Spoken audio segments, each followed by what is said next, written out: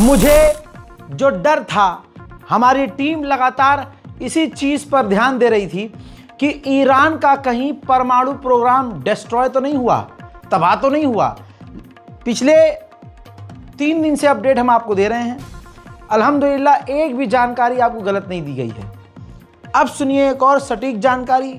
जो नुकसान हो रहे हैं वो अलग, लेकिन ईरान के लिए जो मेन चीज़ है उसका वो है परमाणु प्रोग्राम।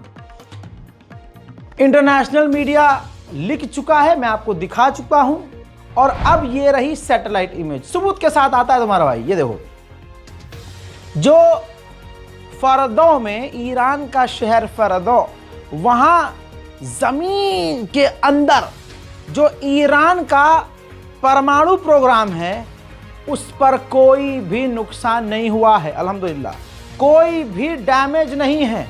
देखिए, जो एजेंसियां सैटेलाइट इमेज प्रोवाइड करती हैं उनका भी ये मानना है कि ईरान को नुकसान नहीं हुआ है। वहीं एक्सपर्ट्स भी अब ये कह रहे हैं, दुनिया भर के अखबार अब ये लिख रहे हैं, कह रहे हैं कि ईरान की फॉर्दो न्यूक्लियर पावर प्लांट को इजराइल तबाह कर ही नहीं सकता।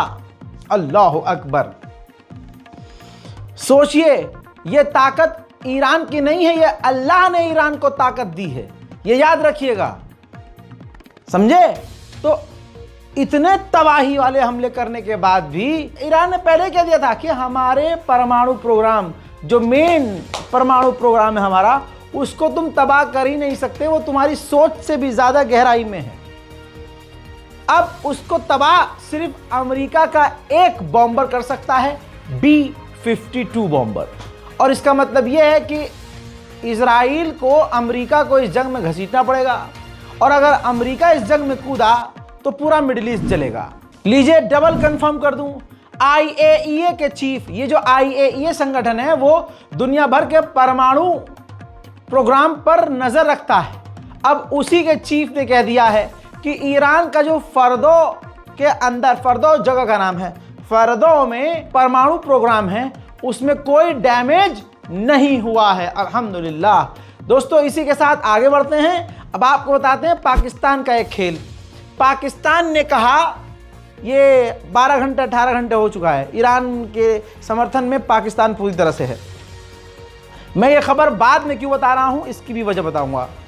ईरान ने आधिकारिक तौर पर कहा, IRGC कमांडर ने, कि अगर हम पर परमाणु अटैक हुआ, न्यूक्लियर अटैक ईरान पर अगर इजराइल करता है, तो इजराइल पर पाकिस्तान परमाणु हमला कर देगा। पाकिस्तान ने हमसे ये कहा है। सवाल ये है कि रजा भाई, आप 12 घंटे के बाद ये खबर क्यों बता रहे हो?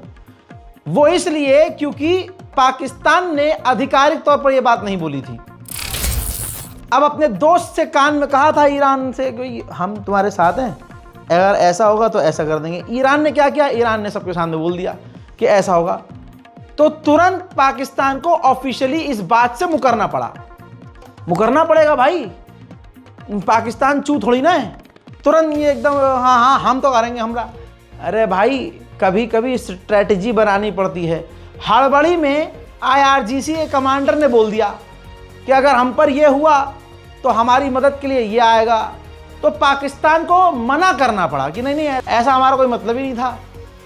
अब तो अल्लाह ना करे ईरान पे परमाणु हमला हुआ तो जाहिर सी बात है जो साथ देने वाला होगा वो साथ देगा।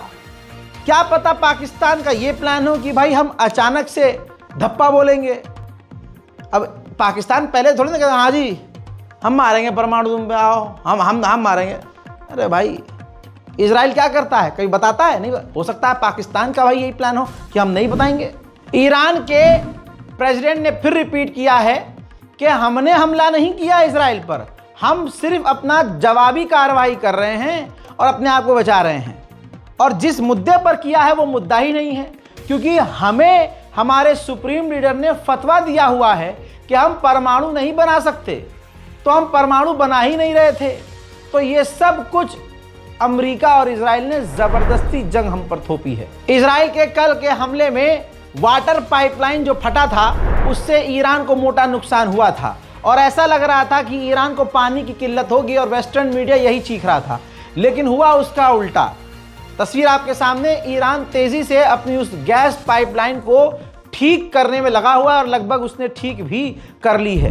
अगली बड़ी खबर यह है, ये तस्वीर देखिए, ईरान ने अपनी ही सरजमीन से मूसाद की रॉकेट लॉन्चर्स जो हैं, जो कहते हैं स्पाइक एंटी टैंक मिसाइल, उसको रिकवर किया है, जो कंधे पर रखकर या ज़मीन पर जैसी ट्राइपॉड जैसी चीज़ पर लगाकर फायर किया जाता है। तो 70% जो हमले हुए हैं ऐसे ही हथियारों से हुए हैं ईरान पर। सामने से इजराइल नहीं लड़ रहा है, धोखे से लड़ रहा है और अब मूसाद पर ज़्यादा एक्टिव हो गया है ईरान। खबर ये भी आ रही है कि इजरायली मूसाद के आतंकवादी को कल और परसों ईरान ने पकड़ा, उनमें से कईयों को फांसी पर भी लटका दिया है। ईरान बिल्कुल कॉम्प्रोमाइज़ नहीं कर रहा है। फिलहाल के ब्रेकिंग न्यूज़ में इतना ही, लौट के आ रहा हूँ थोड़ी देर में और बड़ी जानकारियों के साथ। तब तक के लिए जय हिंद।